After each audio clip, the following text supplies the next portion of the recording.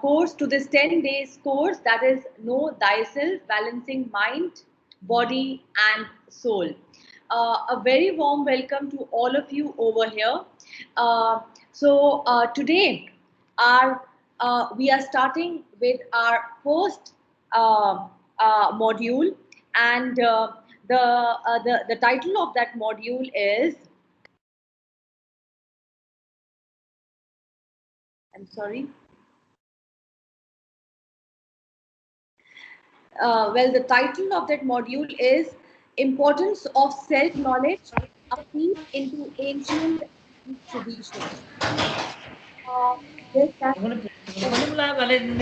नहीं वो अपनी अब थोड़ी ना इनॉग्रल सेशन के लिए प्रिंसिपल का yeah. So firstly, before I start with it, I request all the participants to kindly maintain internet etiquettes, the etiquettes of an e-meeting. Please keep yourself, अपने आप को mute रखिएगा. Hello ma'am, hello ma'am, hello अपना ma'am नमस्कार, आवाज आ रही है क्या? सर आप बाद में बात कर लीजिए प्लीज, लेक्चर स्टार्ट हो चुका है. So Mithila, you were saying something to me. Can you hear me? Yes. Nothing. Yeah. अभी अब पार्टिसिपेंट्स, आपको जो भी बात करना है अब आप 1 घंटे के बाद करिएगा, ठीक है? आप प्लीज बीच में बातचीत मत करिएगा. अपना वीडियो और अपना ऑडियो ऑफ रखिएगा, ठीक है? हम आपकी सभी सवालों का जवाब देंगे और अभी हम बस अपना लेक्चर स्टार्ट करने जा रहे हैं. So please be patient for 1 hour और अपना 1 आवर के बाद आप अपने सवाल हमारे पास रख सकते हैं, ठीक है? तो मैं सभी का स्वागत करती हूँ इस 10 दिन के समारोह में. I welcome all of you to this 10 days online course, that is know thyself, balancing mind, body and soul. And this course has been launched with the objective that we will come to know about the self knowledge. हमें पता चलेगा कि हम कौन है. So we'll be starting with our first lecture, first module, and the title of that first module is Importance of Self Knowledge, a peep into ancient and Greek traditions. And to speak on this topic, there can be a no better person, a no better professor than Professor Balaganpati Devarakonda, sir. And sir is the head of the Department of Philosophy in University of Delhi. And before I talk about sir, let me just tell you that I Smriti and sir, we have sir has really contributed in the making and designing of this course.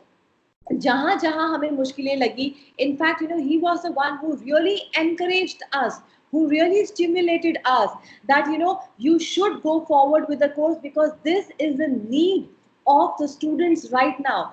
This is what the public needs right now. This is what even the teachers need right now. And yesterday when I was having a conversation with sir, so even he was saying at that point of time that you should go ahead and let this course be spread as wide as possible so that more and more people can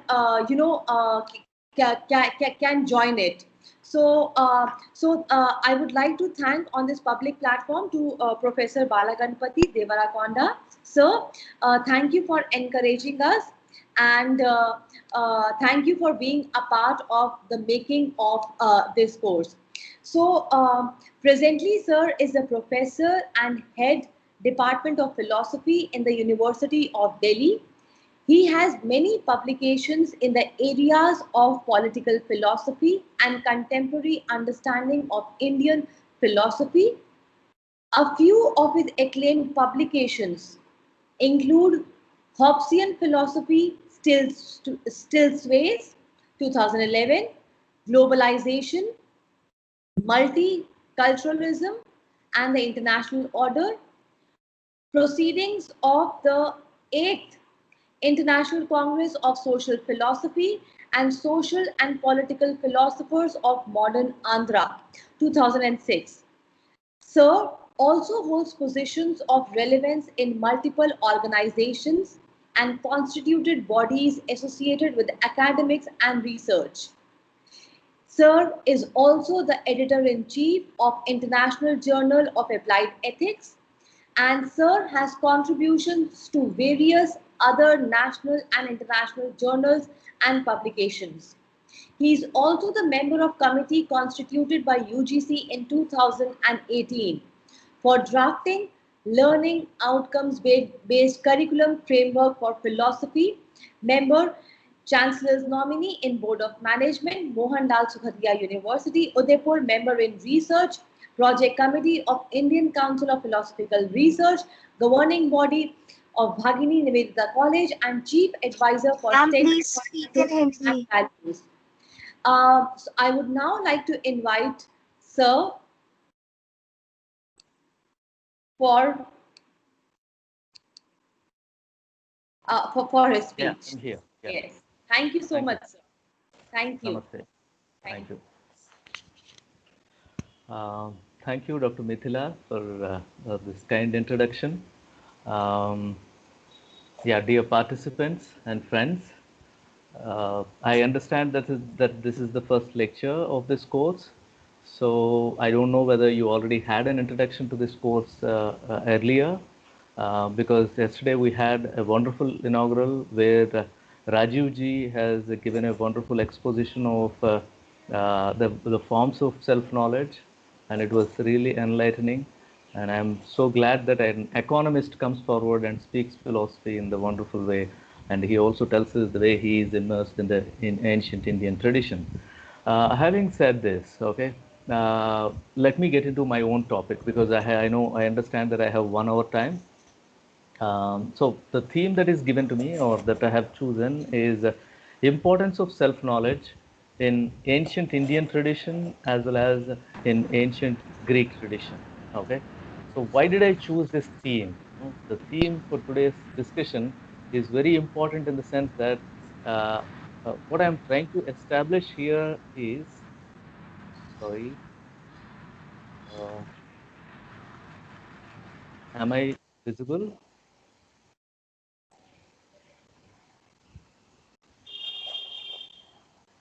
Can No, you sir. please speak in Hindi? No, sir.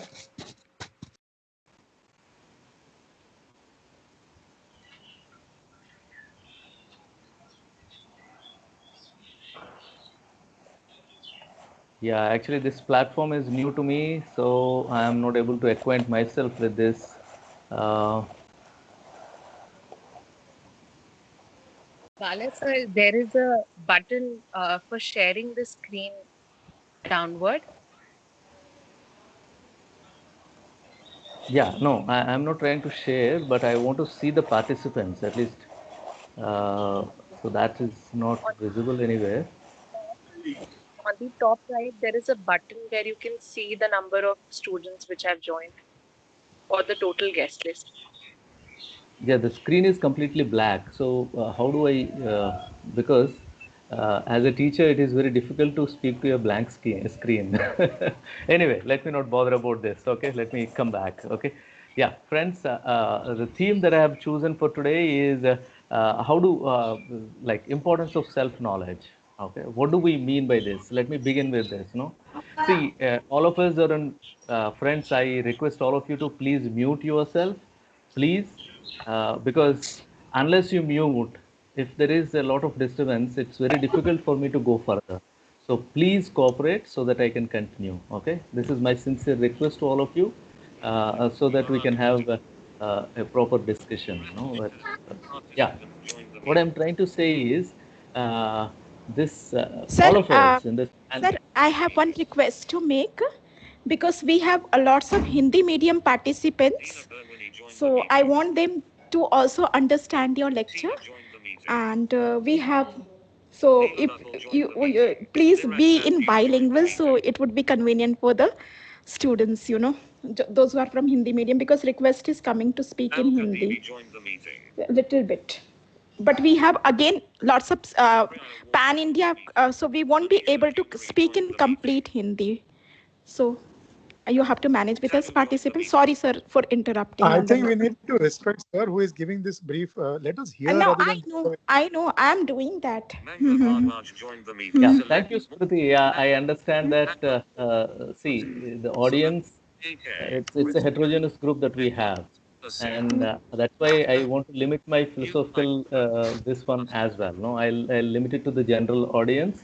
That's how I have planned my talk. And but there is a problem with Hindi because I'm not from Hindi belt, so I cannot speak Hindi at all. No, that's my lacuna. That's my lacuna. So I'm sorry for that. But I think Dr. Mithila can help me towards the end. She can summarize whatever I'm saying so that it helps the people from Hindi belt. Okay. So Yes, otherwise, yes, please allow me to definitely, go sir. further. Yes, sir, definitely. I'll summarize it in Hindi. Wonderful. Thank you so Yes. much. Yeah. Yeah. What I was trying to say is we are in this pandemic situation where each one of us is troubled and disturbed in one way or the other. Okay. So in this kind of a situation, in the beginning itself, if you go back to March 2020, in the very first speech that our Prime Minister Shri Narendra Modi ji spoke, he gave, he said, yeah, it's you cannot go out. You have to be in lockdown for some time.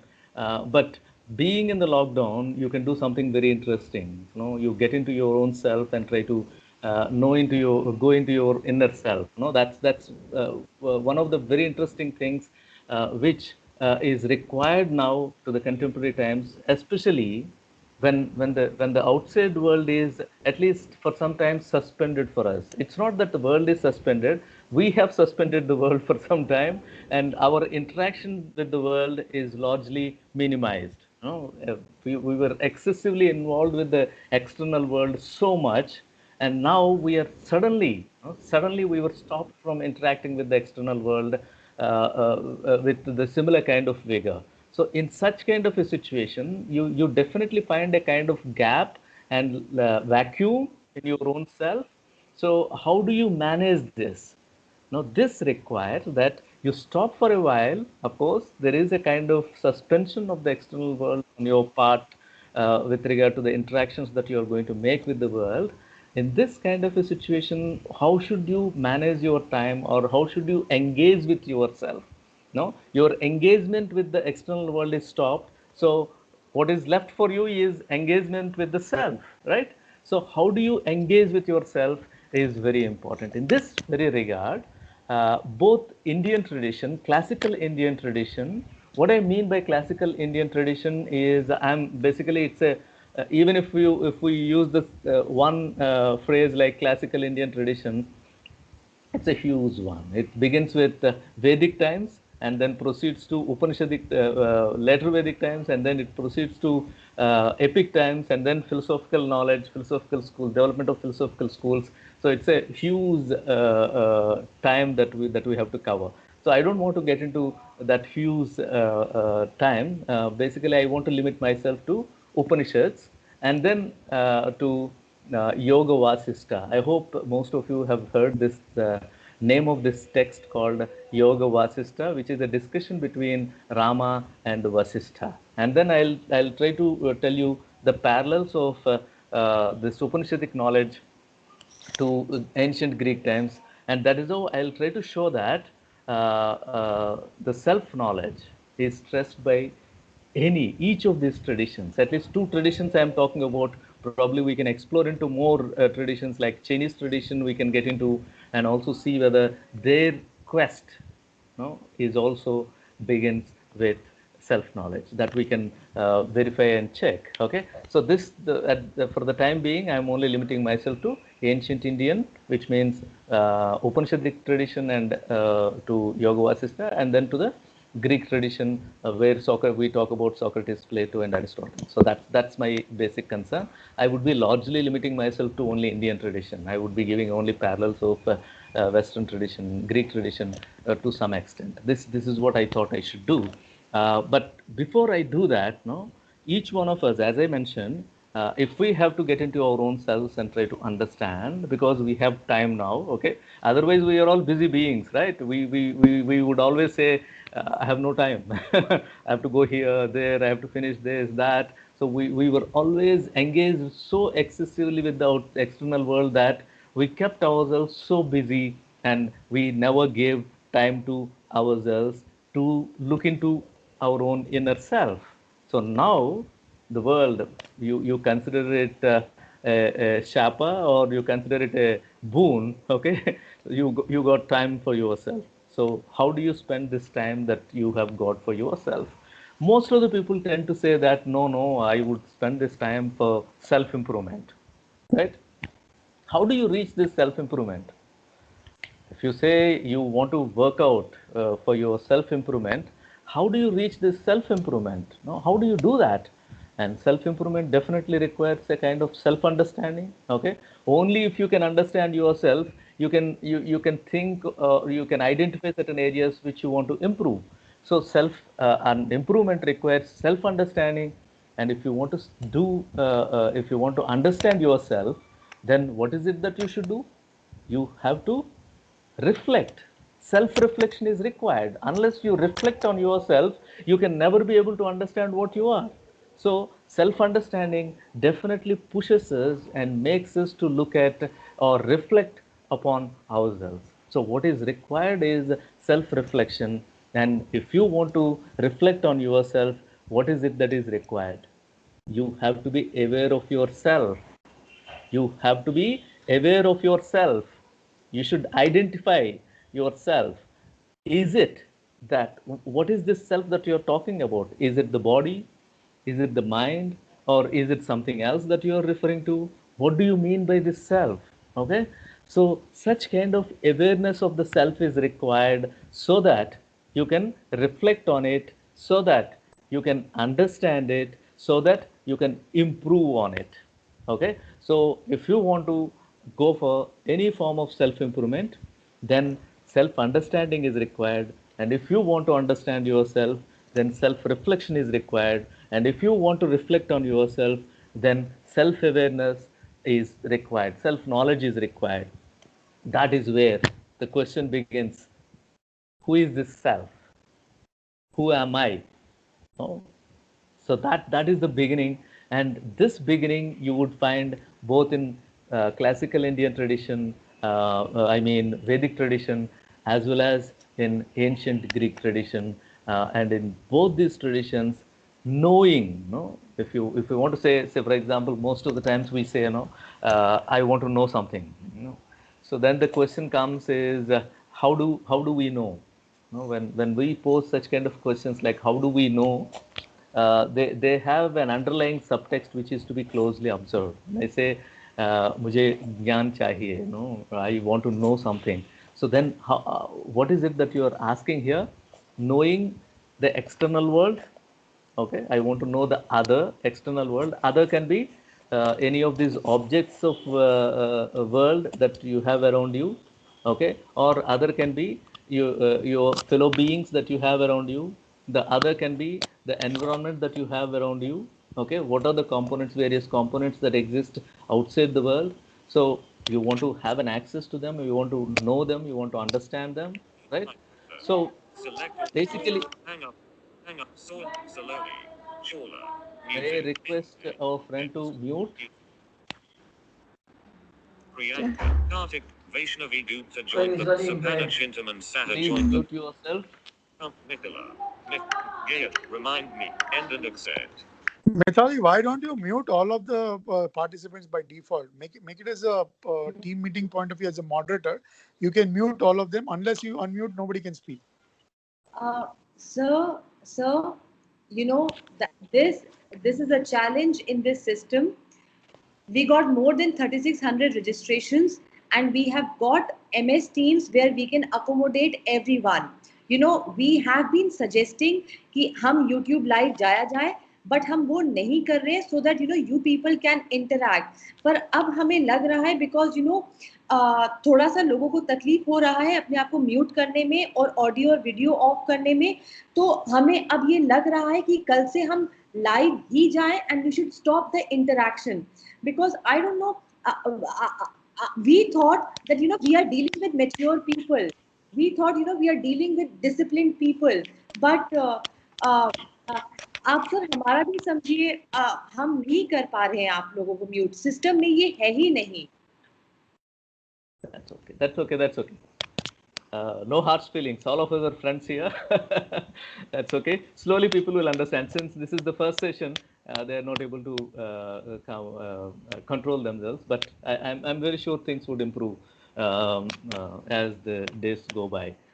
So basic question that comes forward is how do we know, if at all we are trying to answer this question, how do we know, how do I know, basically it presupposes that there is somebody who is trying to know, right? So there is somebody who is trying to know, which means the knowledge that you want to gain has to be grounded in something. So who is that ground that we are looking at?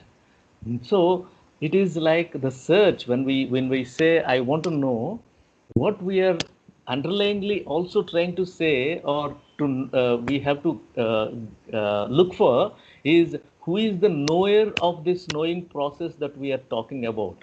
So that is where each one of these traditions are unique in their perspective, both classical Indian tradition as well as ancient Greek tradition. No?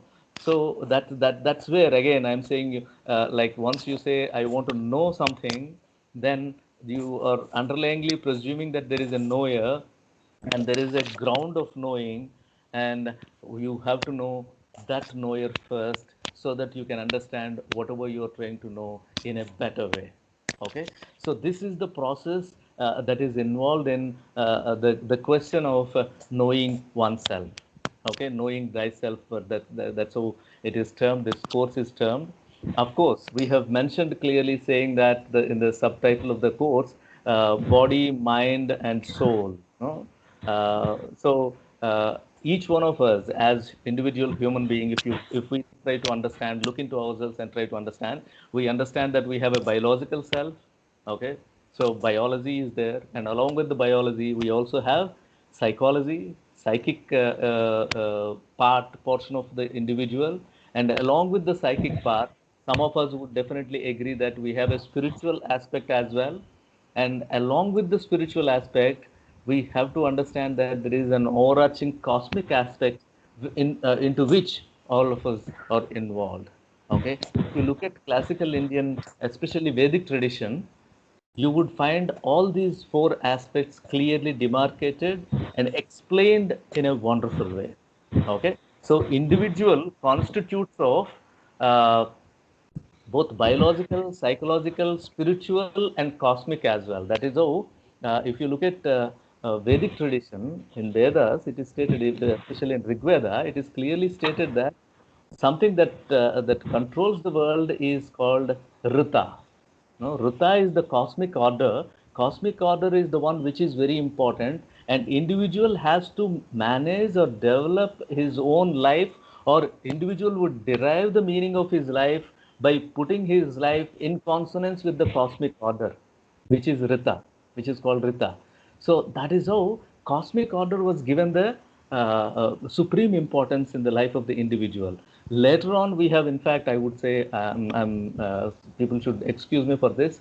Below the cosmic is the spiritual. So we have come down to the spiritual. Now we have still come down to a kind of psychological state, the biological state, where because of which we are able to get into psychological problems as well. So understanding each of these layers and understanding each one of these parts, the alignment of each one of these parts is very important for the individual. That's what I want to stress here in this regard. So basically, there are two aspects that I would talk now. Okay, one is the method. The second one is the content. Okay, content in the sense, I would say, how self is understood variedly within Indian tradition. Okay, and also I would talk what is the method that was prescribed both in Indian tradition as well as in Western tradition. Okay, these two I would try to do. So if you look at Upanishads, one of the very profound questions in Upanishads is to understand the self. Okay, it tells everywhere in most of the principal Upanishads, you would find the question Koham, who am I? Huh? Ko aham is the question, Kaha aham is the question that was raised again and again in each one of the Upanishadic texts, and which were answered as well brilliantly. And we have to get into them and try to understand them.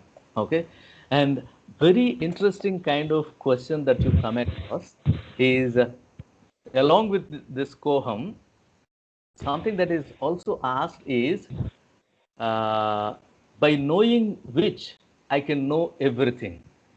Okay, by knowing which I can know everything. See, the quest is it is not that I want to know only the pen, okay, or the computer or something, right?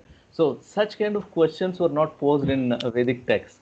The kind of questions that were posed in Vedic texts are that by knowing which I can know everything, which means there is a possibility that I can know everything. And it also says that there is something which I have to know by which I can reach out to everything that is around the world. Okay, let me explain it in a different way. Okay, so that we can get into the crux of what I'm trying to say. Okay. I So am for Ranchi. example, if we take the example Asif, of please mute your the audio and video. friend, please mute yourself. Thank you. Yeah, let me explain it to you in a different way so that you can get into the crux of what I'm trying to say. For instance, concept of compassion, karuna we call, or daya, no, karuna and daya. How do you know that? No? You want to show your compassion to the other, right? And you want to know whether the other also has this compassion. How do you know that? First, you have to realize within yourself what that compassion is, and then only you would be able to extend it on the other. So that is how we say first you try to be compassionate to yourself and then see the results, and then you would see the results. And once you see the results of the compassion, self compassion, you would be ready to extend it to others, all the others, and you would try to distribute the benefits of that compassion to everyone and try to extend it to the humanity at large. So if at all your concern is for yourself as well as for others, see, this is one important thing that we have to know. COVID-19 has taught us a very interesting lesson, which we have to take it very seriously. Until recently, we thought if I want to be happy, I can be happy with myself. No, I'll do whatever I want and I'll be happy. But COVID told us that unless your surrounding areas are healthy, you can never be healthy. So you have to see to it that your surrounding areas are also healthy, and that is how, unless the other is also happy, you can never be happy. So unless you extend your compassion, whatever benefits of the self knowledge that you get to others, your compassion is useless. No, you have to extend the benefits to the other. So that is where self knowledge is very important, and that's where the question of knowing which I can know everything. If you get into yourself and understand compassion to yourself, first make be self compassionate to your own self and see the results of that, and then you would be able to extend it to everyone, and you would be able to see the humanity as one large Vasudhaiva Kutumbakam that we talk about. Okay, that is where this is very important. The method is very important. Let me just talk about a few things like. Some of you are from Sahaja Yoga, I believe, right? So you do meditate, and in the meditation, in the process of meditation, there are so many things that are told that people tell us, and we also try to experience them, right? And also, I understand there are general public as well, other than the practitioners of Sahaja Yoga, and they would also, at some point of time or the other, probably try to meditate. So initially, when you get into meditation, what is it that is stated, even in Anapanasati, etc.? You try to concentrate. You try to concentrate on your breathing, or some people say you concentrate on a dot or whatever it may be, right? Basically, you try to control your mind, control your senses, right? So this concentration is required. So, but if this concentration itself is meditation, no. This concentration is only to stop the mind. Okay, this concentration is to stop the, you're getting into your own self, and you're asked to concentrate, and you're asked to concentrate on breathing. Why people ask you to concentrate on your breathing? Because your mind is like, they say in Yoga Vasishtha, Rama says, mind is like a street dog. No, it would be moving here and there relentlessly, as though it has a serious work to do. But basically, it doesn't do anything at all. It would go and sneeze smell something and then come back, and then smell something and then come back. So it gets into Vishaya Vasanas. Vishaya Vasanas, the objects of world, it tries to smell and come back, but it doesn't do anything at all. It doesn't have any specific work. So he says this mind, which moves around like a street dog, is to be controlled. Okay, so that is what is required. So that is how you're asked to concentrate on particular thing. Okay, like breathing. So you're basically trying to stop your windows, close your windows, and try to orient yourself to a particular one. And the next stage is very important. After you reach this stage, after you stop controlling your mind, they say, yeah, you sit in a sukhasana and then try to concentrate on something. Okay, control your mind and concentrate on something. And in the second stage, what you have to become is a witnessing self. Okay, after concentration, your second level is very important in the self knowledge. Second level, you have to become a witnessing self, in the sense that you would be sitting there and you would be concentrating and watching it's not that even in this stage you can stop your thoughts. You cannot stop your thoughts. So they would be coming and going. Instead of going along with the thought, you stop and have a look at it. Okay, I got this thought, right? Yeah, I'm looking at you. And you objectify the thought. You don't identify yourself with the thought. You don't run along with the thought. You objectify the thought and then have a look at it. And then it goes. It doesn't wait for a long time. It tries to attract you and grab you along with it. And if you're not ready to go with it, it would immediately disappear. And then another thought comes into the picture. Okay. So they say you try to become a witnessing self, which means you just witness the flow of the thoughts. One by one, they would come and they would be going, and they would try to disturb you and attract you. You don't go with them. No, that is the only restraint that you try to maintain. So the second level, after the concentration, the second level is reaching the witnessing self stage. Only after you do this practice for long time, like being a witness self, you would understand that you can slowly transcend such kind of a state where the thoughts would stop coming. Because they say thoughts are very dangerous, but how do you get the thoughts? It is because of the mind. And are you going to completely blame the mind for that? Because mind is the one which can never be controlled. No, as I said in Yoga Vasishtha, Rama says, see, it is possible to control the mind and train the mind in a particular way. Rama says it is possible to control and tame the mind in a particular way, but even after years of training and years of taming of the mind, if it comes across some slight deviation, it would run away with that. No, it will not stay with you. So Rama says, how do I control this mind? So that is why I'm saying, even if you can control the mind, it is always ready to elope, no, with whatever thought that comes.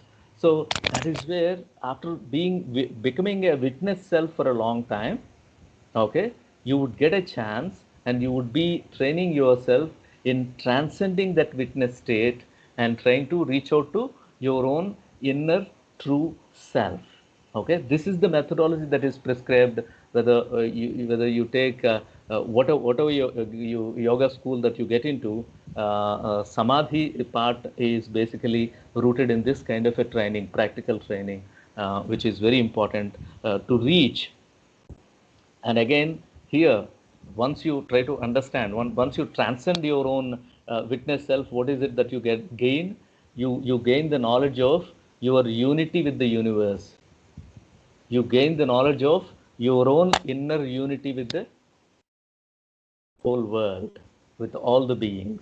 That's what you would gain. That is how it is said, you have to reach out to transcending your own self, which is very important. That is how that's what this particular state is, what is being stated in Upanishads in terms of Aham Brahmasmi.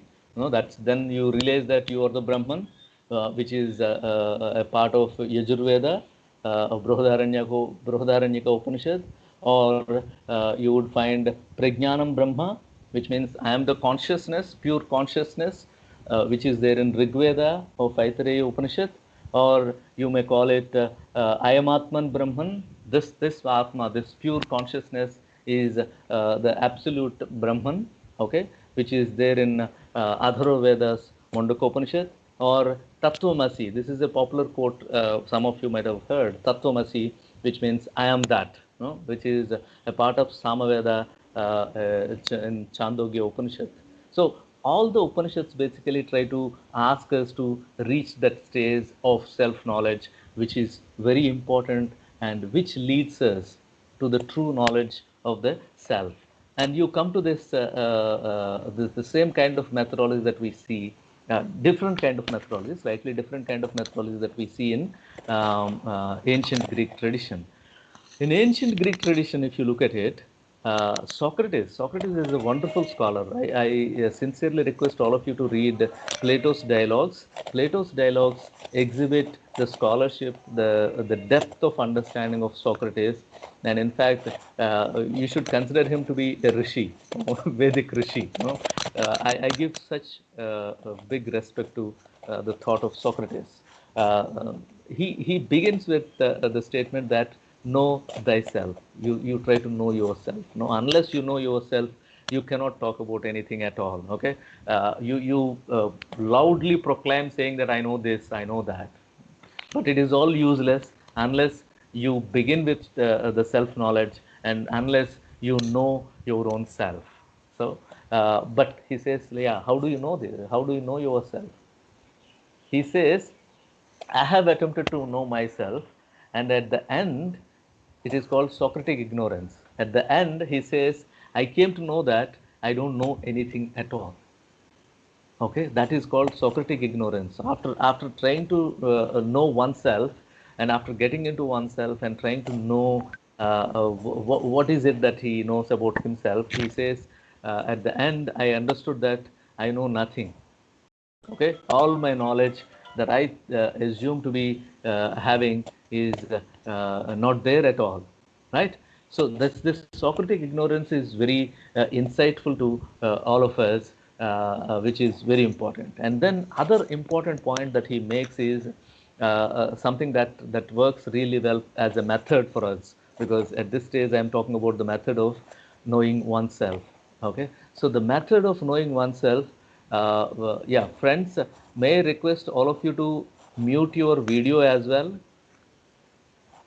Stop your video, because some of you are in various positions, sleeping, sitting, and showing us the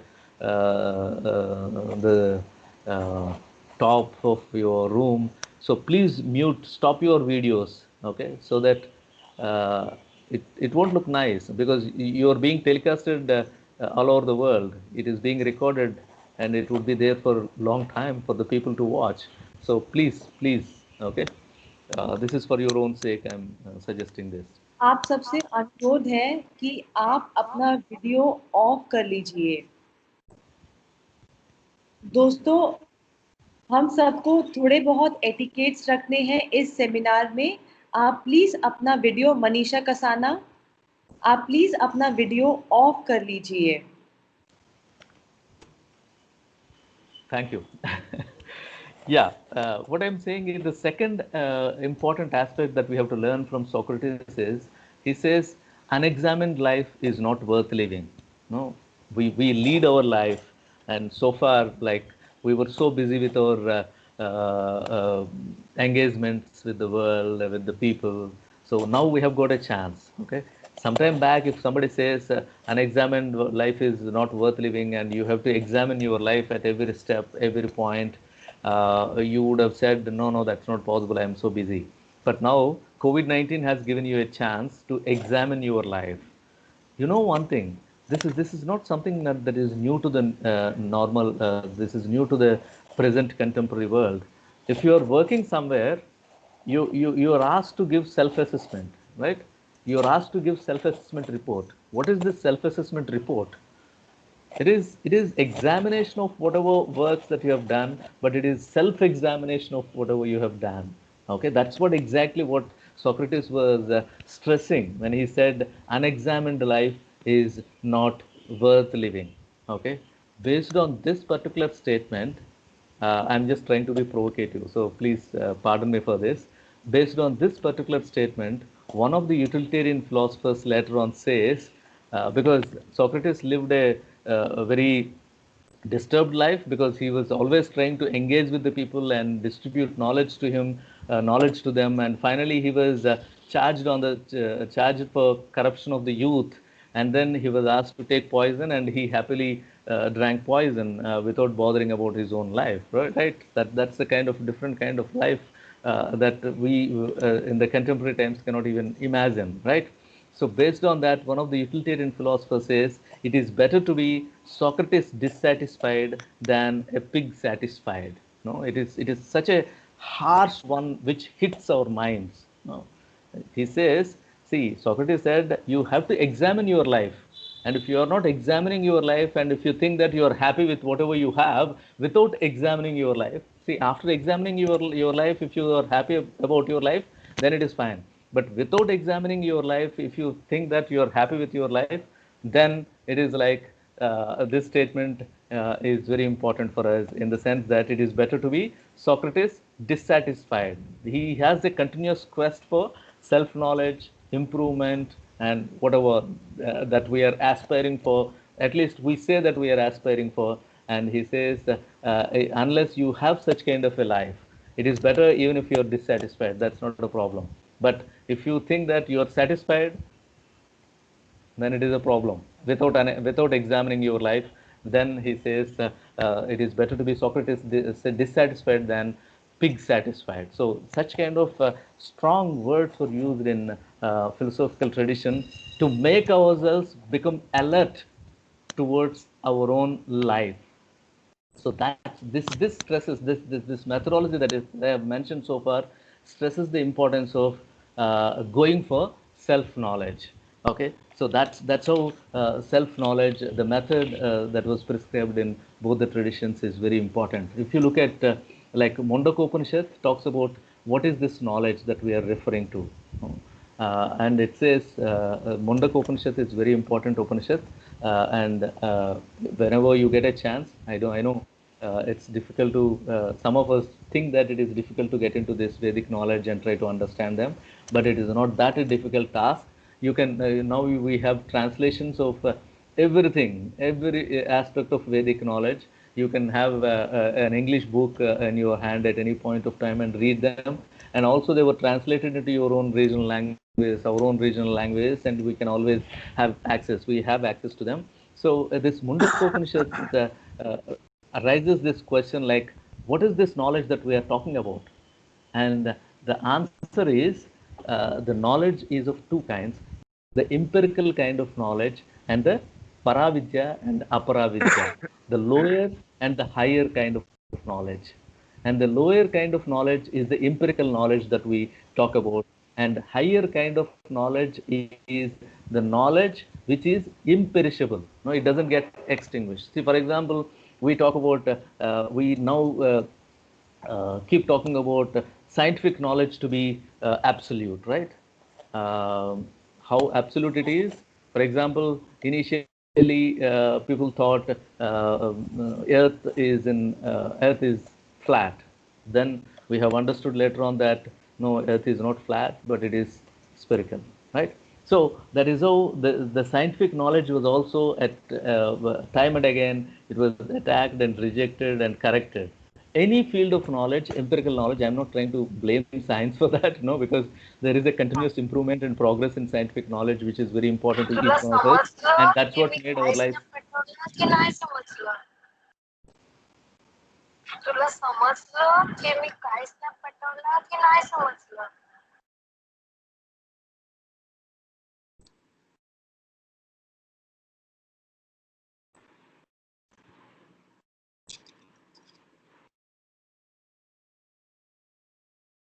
Yeah, what I'm trying to say is the knowledge is understood to be empirical lower and the higher, and the lower one is understood to be the empirical kind of knowledge, and we have to reach the higher one, and this higher one is said to be imperishable. No, once you know that, it cannot sublate. No, it cannot cease to be the knowledge. No, such kind of knowledge. All the forms of empirical knowledge, whether it is of political science or the chemical science or physics, whatever it may be, all these knowledges are subject to improvement and subject to change at any point of time.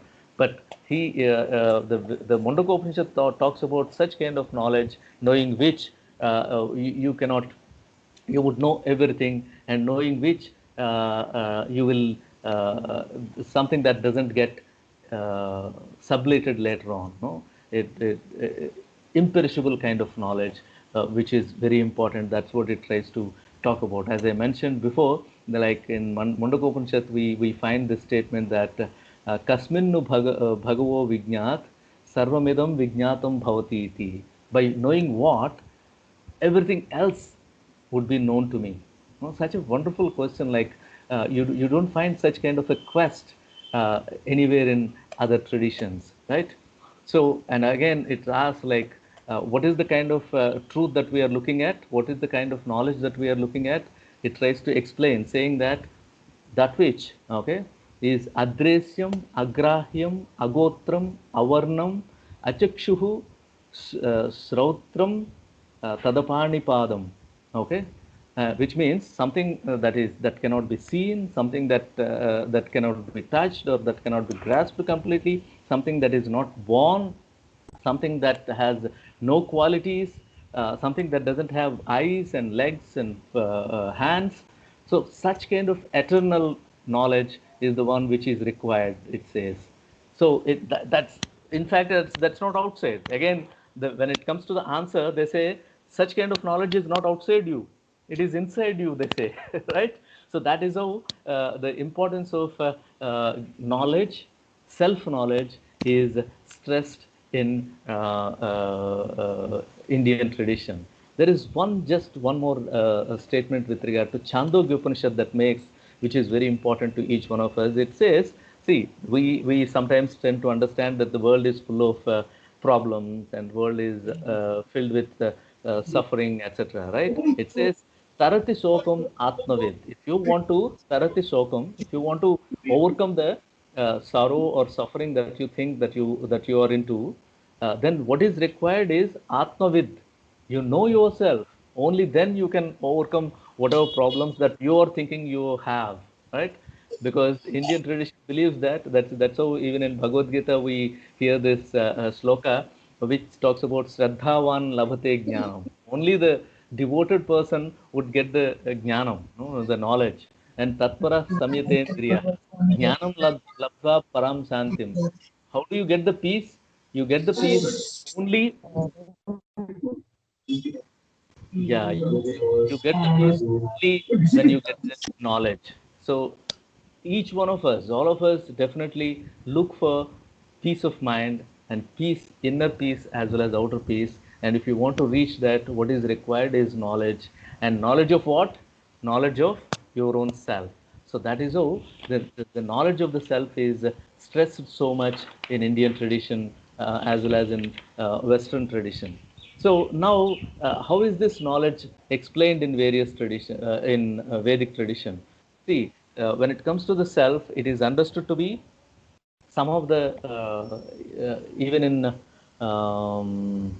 Bhagavad Gita you would find this, even in Vedic tradition you would find this, and we have a separate philosophical system called Sankhya, which also tries to explain the self that we are talking about in terms of three gunas: sattva, rajas, and tamas. Sattva, which is the purity, okay, and rajas, which is activeness, and tamas, which is inertia. See, it is not that they are in a hierarchy. No, all three of them are required, and all three of them reside in each one of us. And the domination of the one which makes us to have certain kind of dispositions. But otherwise, all three of them are so important to the individual But they say the predominance of sattva is the one which leads you to get into settle things in life. No, reaching. See, in Indian tradition, the movement is always from gross to the settleness. Okay, as we see now, even in the technological revolution, what you see is computer some time back used to be a huge one, and computer now has become a small one. Similarly, the television was a huge one. Now televisions have transformed themselves into mobile phones as well. So there is always a movement from gross to settleness. Okay, the settleness is existent in sattva. So purity and settleness is existent in sattva. So the self is explained in terms of these three gunas in one of the philosophical systems. Similarly, the self is also explained in terms of sthula, sukshma, and karana. When it comes to that, let me explain you another interesting aspect through which what is non-self is explained in Taittiriya Upanishad. Taittiriya Upanishad tries to explain self or whatever you have, the physical, in terms of the composition of the individual, in terms of koshas, 5 sheets. Ma'am, please stop your video.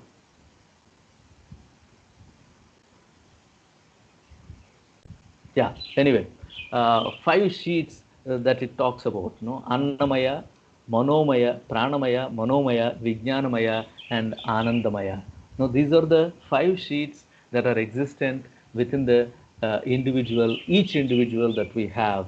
And Annamaya is basically the food which is completely material in nature and which comes into existence and gets destroyed. And then we have Pranamaya, which is vital breaths that we have in the body. Okay, and then Manomaya, which is the cause of the feeling that I am the one. This is mine kind of feeling that we get. We get it because of this Manomaya, which is mind basically, and then Vijnanamaya, which is the intellect and which deals with intellect and knowledge, and then the last one is called Anandamaya, where we try to deal with the absolute bliss, happiness, and absolute bliss, and something that is related to the Atman. So every individual is comprised of all these 5 sheets, and these 5 sheets are not self. It is stated that these 5 sheets are not the self, these are non-Atman, Anatman. And you have to transcend them to reach the Atman, which is very important. Okay? And then coming to this ancient Greek tradition, let me show you the similarities with ancient Greek tradition. For example, if you someone has to mute himself. My voice is echoing, so I request our friend to mute himself or herself. Yeah, thank you. So if you look at this classical Greek tradition, especially with Plato also interestingly he uses the word. Of course, in Greek tradition you don't find the term Atman there. Obviously, the word that is used is soul there. Okay, the soul is understood to be the self, or the soul is understood to be the essence of the living being. So there are certain similarities that we find in the thought between the Vedic tradition and Greek tradition. Similar to Vedic tradition, even Plato believes that the self or the soul is the essence of the living being. Okay, and also he makes a distinction between body and the self. He says these two are two different ones, and body is the material one, and self is a part of immortal world of ideas. Okay, so he makes a clear-cut distinction between these two, and he maintains this dualism between body and mind. He maintains the dualism between body and mind. I hope I'm audible, right? Yeah. And coming to the Aristotle argues saying that body and mind are not separate. Okay, he comes to the a kind of organic perspective where he says both are inseparable with each other. Okay, and self is the actuality of the body. That's what he believes. Okay, so with regard to Plato, seems to be close to the Indian tradition, but when it comes to Aristotle, there is a slight change with regard to the perspective about the self. And he says, body dies. When body dies, self also ceases to exist. That's the perspective of Aristotle with regard to self. So basically, he identifies the self with the body, and he believes that along with the body.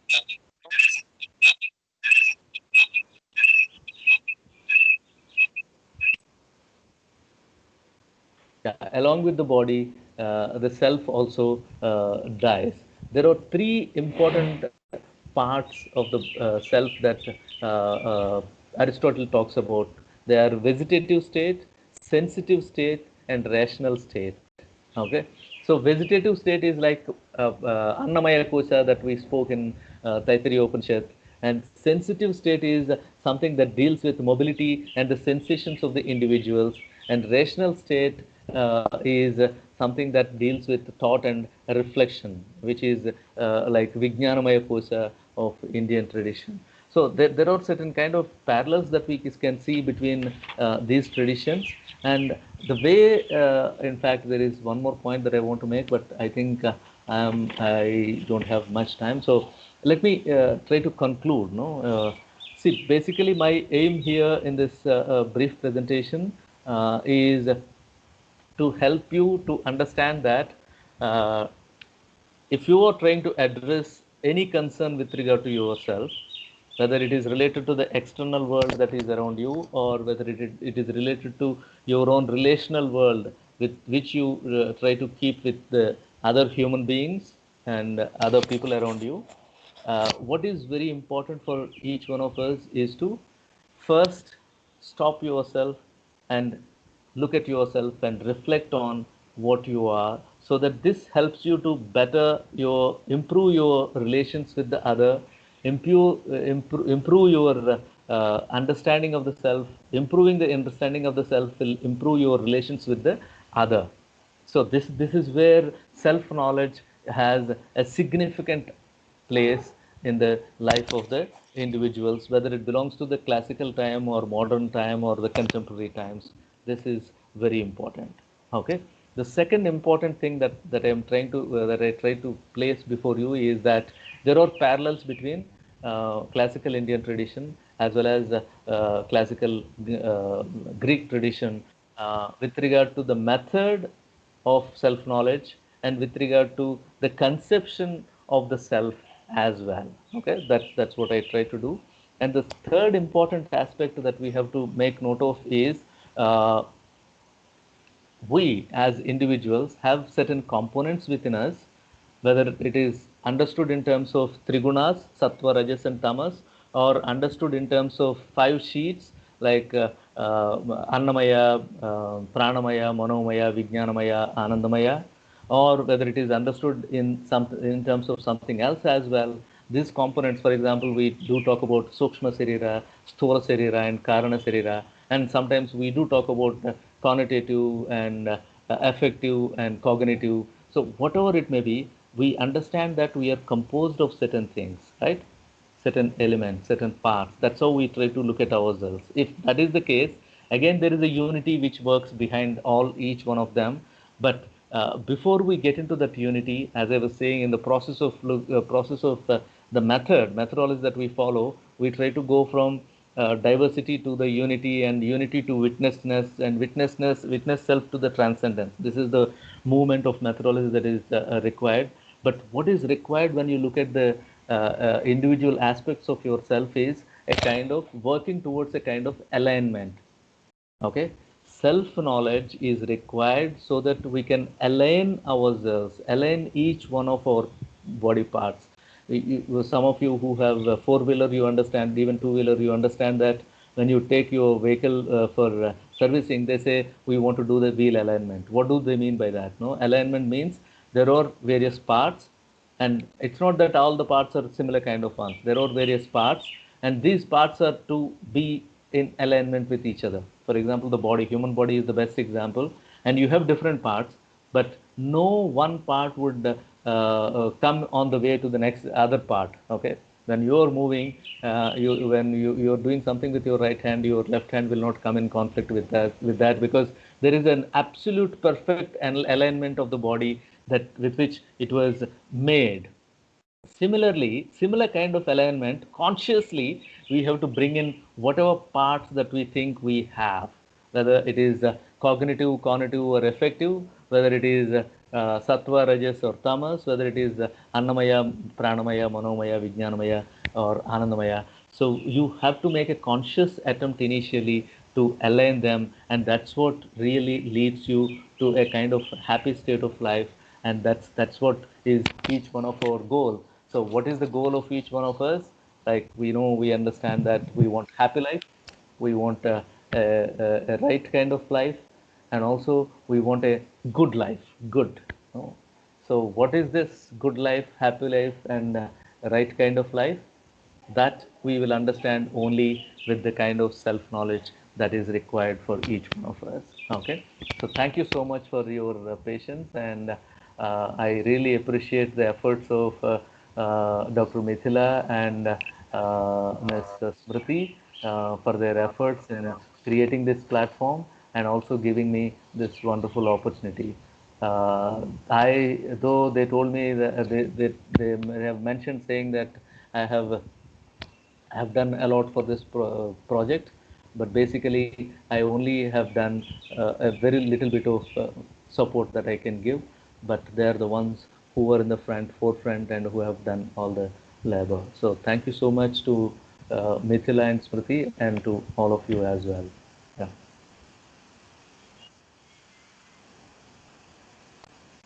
Over to you, Mithila. Thank you so much, sir, for that enlightening speech. And thank you, audience. And thank you, sir, for your appreciation and आपके प्रोत्साहन के लिए बहुत बहुत शुक्रिया. And I have always appreciated your humility and your humbleness. And कहते हैं ना गुरु आपको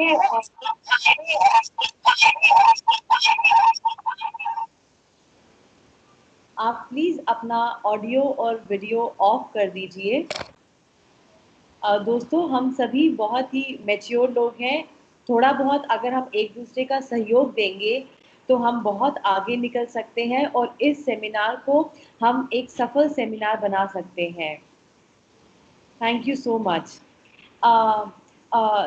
तो प्रोफेसर बालागणपति देवराकोंडा सर, गुरु है ना, वो दिशा देता है. तो आपने एक्चुअली कोर्स को दिशा दिया है, तो उसकी मैं आपको he had any problem. So I and Smriti knew that we have to call up Professor Balaganpati sir and look for solutions and look for answers कि कैसे क्या होगा. And thank you sir for everything. And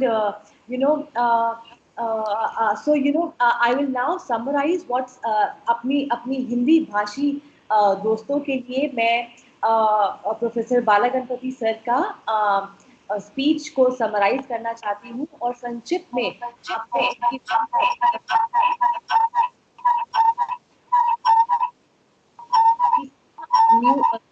unmute है, please video और audio दोनों बंद कर लीजिए.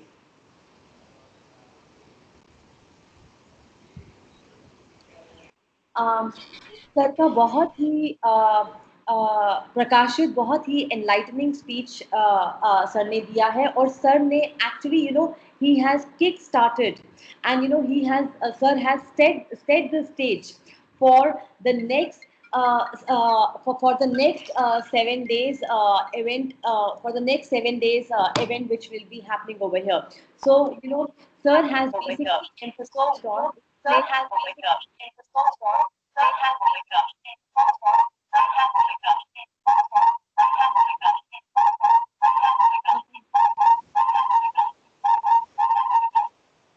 Please mute yourself. Please mute yourself.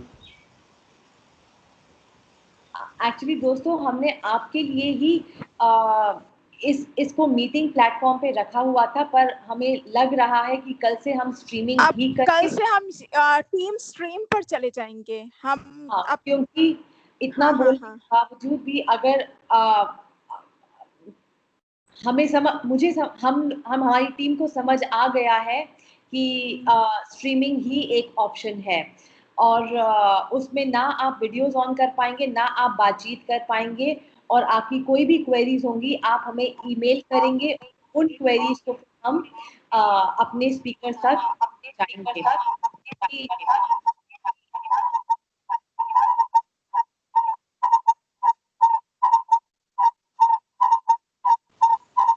This gentleman who is taking tea there, may I request him to mute himself? Stop his video, please.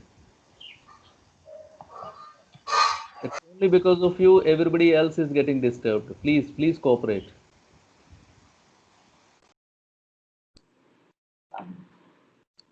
मैं अपने हिंदी भाषी दोस्तों के लिए ये सर का स्पीच संक्षिप्त में बताना चाहती हूँ। सर ने एक बहुत ही महत्वपूर्ण बात कही है, और सर की महत्वपूर्ण बात ये है कि कोविड टाइम ने हमें वो समय दिया है कि हमें अपने नॉलेज होनी चाहिए, हमें आत्मज्ञान होना चाहिए। हमारी ज़िंदगी बहुत ही भागदौड़ भरी ज़िंदगी थी। हमारी ज़िंदगी में ऐसा था कि किसके पास टाइम है आत्मज्ञान का। पर कोविड का टाइम जब से हुआ है तब से हमें एक ऐसा अवसर मिला है कि हम आत्मज्ञान की ओर बढ़े और आगे बढ़े, और इसी ऑब्जेक्टिव से और इसी लक्ष्य से हमने इस पूरे 10 दिन के समारोह को रखा है। सर ने ये बताया कि अभी तक हमें मौका नहीं मिला था अपने आत्मज्ञान करने का, पर कोविड टाइम से हमें ये मौका मिला है, और इस मौके को हमें बिल्कुल पूरा अवसर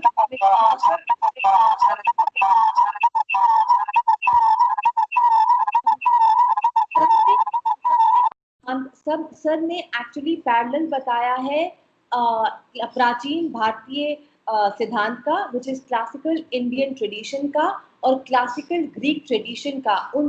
सर ने दोनों का पैरेलल बताया है कि पाश्चिमी देशों में भी, पाश्चिमी विश्व में भी, और हमारी पूर्वी विश्व में भी, हमारे ईस्टर्न वर्ल्ड हो जाए, हमारा इंडिया हो जाए या हमारा वेस्टर्न वर्ल्ड हो जाए, दोनों ने ही आत्मज्ञान की बात किया है। दोनों ने ही आत्मज्ञान को बहुत महत्व दिया है, क्योंकि आत्मज्ञान से ही आपके अंदर हार्मनी आती है, आत्मज्ञान से व्यक्ति के अंदर शांति आ सकती है, आत्मज्ञान से ही व्यक्ति सर ने करुणा की बात किया, कंपैशन। आत्मज्ञान से ही हम एक दूसरे से कंपैशनेट और करुणामय हो सकते हैं, और आत्मज्ञान से ही हम अपना जीवन और आसपास के जीवन को सुधार सकते हैं, जो एक्चुअली एक व्यक्ति के जीवन का लक्ष्य होता है।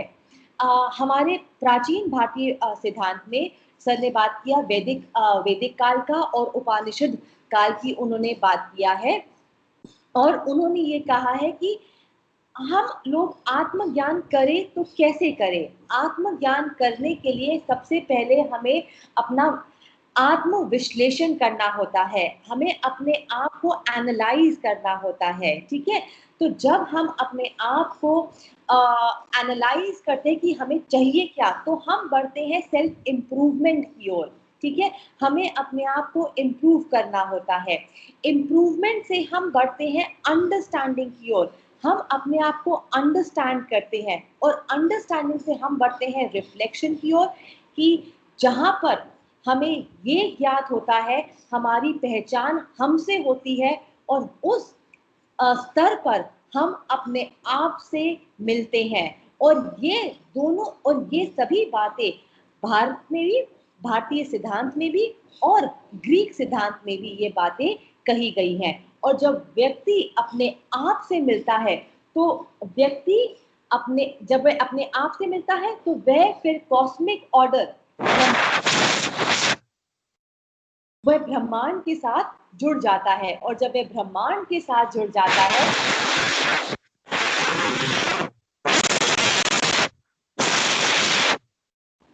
और जब वह ब्रह्मांड के साथ जुड़ जाता है तो उसके अंदर यूनिटी और हार्मनी हो जाती है। सर ने को अहम की बात किया है। उपनिषद में एक बहुत ही महत्वपूर्ण सवाल पूछा गया है, को अहम, दैट इज आत्म विश्लेषण, आत्मज्ञान, सेल्फ अंडरस्टैंडिंग आपने करना है। हमारा जो माइंड है वो एक स्ट्रीट डॉग की तरह होता है, वो एक जानवर की तरह होता है जो हमेशा घूमता रहता है। तो अगर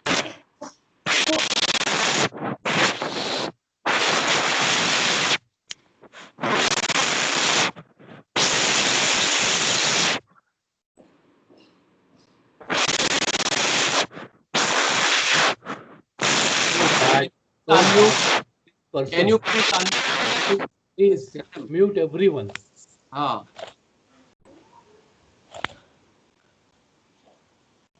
Thank you so much. And Anubhav, please mute everyone.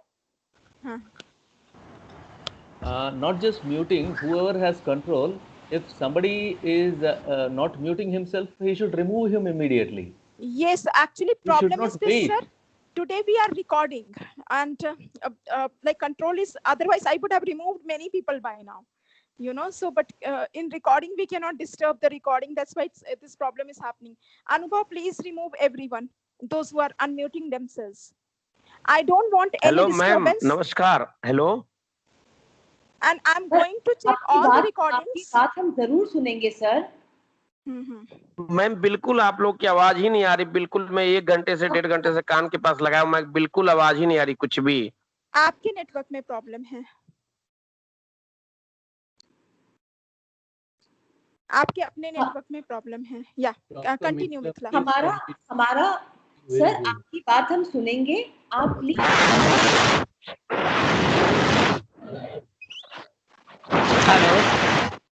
Please switch off your mic. There is a username House of Words 92. Could you remove him क्योंकि इसी से हो रहा है। Anubhav, please remove him.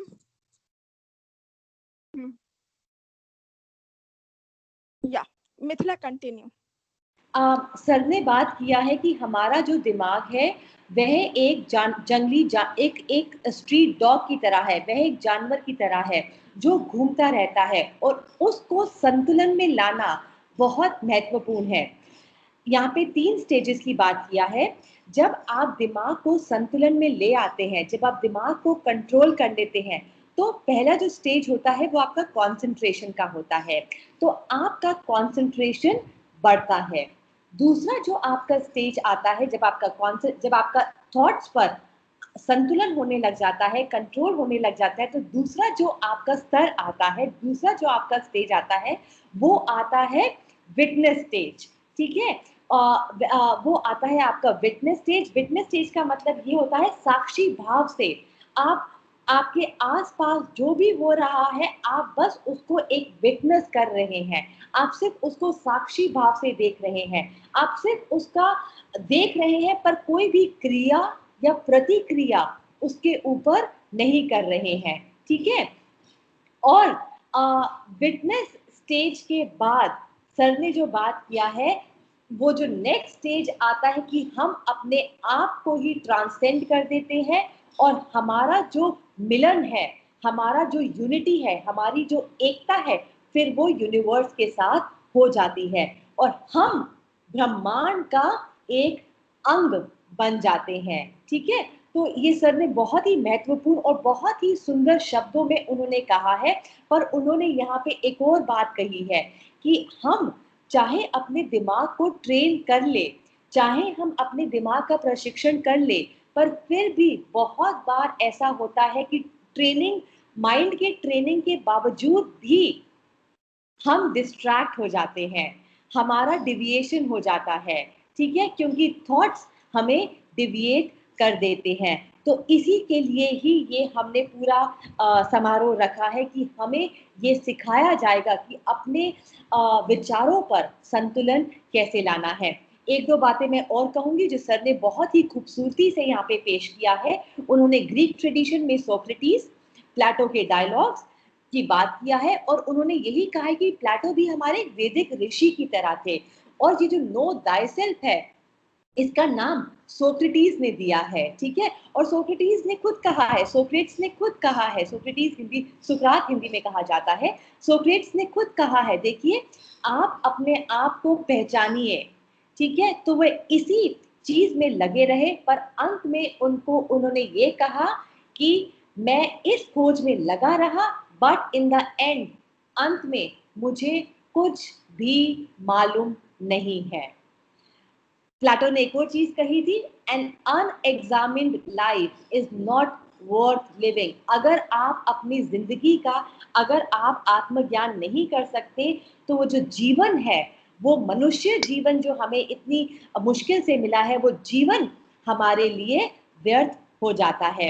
और सर ने एक व्यंग्य में बहुत अच्छी बात कही कि आजकल तो देखिए हम सारे फैकल्टी टीचर्स एनुअल अपार भर रहे हैं, एनुअल प्रमोशन रिपोर्ट भर रहे हैं, और हम और कंपनीज में भी सेल्फ असेसमेंट रिपोर्ट मांगा जाता है। तो हम जब जब जब ऑफिसेज मांगती हैं ये असेसमेंट रिपोर्ट, तो क्यों नहीं हम अपनी जिंदगी का भी असेसमेंट करें। दैट इज व्हाट यही सर एक्चुअली लिंक करना चाह रहे थे अपने लेक्चर से। और एक दो उपनिषद की उन्होंने और बात किया है, और सर ने ये भी कहा है कि आप उपनिषद जाके पढ़ सकते हैं, इतना भी मुश्किल नहीं होता है। मुंडक उपनिषद में दो ज्ञान की बात किया गया है, एक नीचे वाला ज्ञान लोअर नॉलेज, और एक ऊपरी ज्ञान, उच्च ज्ञान, एक उच्च ज्ञान और एक नीच ज्ञान के बारे में सर ने बात किया है। उच्च ज्ञान वो है, ऊंचा ज्ञान वो है जो कभी पेरिश नहीं हो सकता है, जो कभी मर नहीं सकता है, जो इटर्नल है। और जो लोअर ज्ञान जो होता है, लोअर नॉलेज जो होता है, इसका हिंदी मुझे ढंग से मिल नहीं पा रहा है, मैं क्षमा चाहती हूँ आपसे। जो लोअर नॉलेज जो होता है, वो चैलेंज कर सकते हैं, उसको आप उससे उस पर आप प्रश्न उठा सकते हैं। पर जिंदगी का जो सर ने सार बताया है, जिंदगी का जो एसेंस बताया है, दैट इज एक्चुअली वो एक्चुअली ये है कि हम उच्च ज्ञान की ओर एक लगातार बढ़ते रहे। चांडोग्य उपनिषद की भी सर ने बात किया है। चांडोग्य उपनिषद में ये लिखा गया है कि व्यक्ति की जिंदगी में बहुत तकलीफें आती हैं, बहुत प्रॉब्लम्स आती हैं, पर अगर वह अपने से जुड़ जाए, अगर वह ब्रह्मांड से जुड़ जाए, तो आपको शांति और कामनेस और एक बहुत ही खूबसूरती का अंदर महसूस किया जा सकता है। और अंत में सर ने पूरे अपने स्पीच को कंक्लूड करते हुए, उसका निष्कर्ष निकालते हुए कहा है कि देखिए आपको अपने विचार, आपको रुकना होगा। रुकना का मतलब ये नहीं है कि आप अपनी जो हर रोजमर्रा की जिंदगी है उससे रुक जाए, नहीं, आपको अपने विचारों में कहीं ना कहीं एक विराम देना होगा और ये सोचना होगा कि हम किस लिए कर रहे हैं। हमें अपने ऊपर रिफ्लेक्शन करना होगा, हमें अपने जीवन को एक नए नजरिए से देखना होगा, उसको इम्प्रूव करना होगा, और उसमें सेल्फ नॉलेज, आत्मज्ञान के बारे में सोचना होगा। और जब आत्मज्ञान हो जाएगा, सर ने 3 स्टेजेस की बात की, कॉन्सेंट्रेशन, जहां पे आपके विचार कम हो जाएंगे, दूसरा साक्षी भाव, विटनेस स्टेट, और थर्ड जब आपका यूनिटी, आपकी एकता ब्रह्मांड के साथ, कॉस्मिक ऑर्डर के साथ हो जाएगी। तो यही बात सर ने कही है अलाइनमेंट की। और जब हम अलाइन हो जाएंगे, तब हमारे पास कोई विपदा आए या ना आए, कोई प्रॉब्लम आए या ना आए, वी विल ऑलवेज बी, हम हमेशा एक खुश, एक अच्छी जिंदगी, एक राइट जिंदगी हम बिताते रहेंगे। तो बहुत ही सुंदर भाव से ग्रीक ट्रेडिशन लेते हुए सैद्धांतिक रूप में, थ्योरेटिकली सर ने इस पूरे लेक्चर को अपने संक्षिप्त में बताया है। Thank you so much sir, मैं आपका बहुत बहुत धन्यवाद करती हूँ। एक्चुअली सर ने इस पूरे किक स्टार्ट कर दिया है इस इवेंट को with this beautiful knowledge of self knowledge की। ये सिर्फ भारत की बात नहीं है, ये तो वेस्टर्न वर्ल्ड ने भी कहा है। And Thank you so much. So this was the summary of what Professor Balaganpati Devarakonda sir talked about. एक बात, दूसरी बात, दोस्तों अब हम अपना अभी आज का दिन हम बस खत्म करने वाले हैं, पर मैं आपको बता दूं कि हमारे पास एक्चुअली जो रजिस्ट्रेशंस आए हैं वो बहुत ज़्यादा आए हैं, ठीक है। ये जो हमारे सिस्टम में प्रॉब्लम आ रही है, हम हर रोज कुछ ना कुछ कर रहे हैं जिससे हम सबको अकोमोडेट कर सके, पर मेरे को ये लगता है कि कहीं ना कहीं आप हमारी बात समझ नहीं पा रहे हैं कि हमारे पास जितने भी रिसोर्स संसाधन हैं, हम बहुत ज़्यादा लोगों तक पहुंचना चाहते हैं जिनको इस आत्मज्ञान की खोज है, पर मेरे को लगता है शायद आप लोग ये समझ नहीं पा रहे हैं कि आपको थोड़े बहुत इंटरनेट एटिकेट्स रखने पड़ेंगे कि अगर स्पीकर बोल रहा है तो आप अपने आप को म्यूट रखें, ऑडियो और वीडियो को म्यूट रखें। इससे क्या हो रहा है, जो सीरियस लोग हैं वो भी सुन नहीं पा रहे हैं, ठीक है। तो हम मिथिला, वन मोर थिंग, जिन्होंने आज एटिकेट नहीं फॉलो किया है, name has been noted with me, और मैं हम लोग इसको नाम को हम लोग इसको, अगर हमें बहुत ज्यादा परेशानी है जिन लोगों से, उनके नाम को हम, अगर आप नहीं फॉलो कर सकते हो तो मत आओ, नहीं तो हम आपके नाम को पब्लिक प्लेटफॉर्म पर पुट ऑन करेंगे, then you don't have any other option. So please, you are requested speaking not right to now do. in between. Sir, Now, right now also 2 videos are on. Why Sir, they can't switch off their video and audios? So we have removed people, we have done everything, then also you come back and you unmute yourself. That means you're doing purposely. आपको समझना चाहिए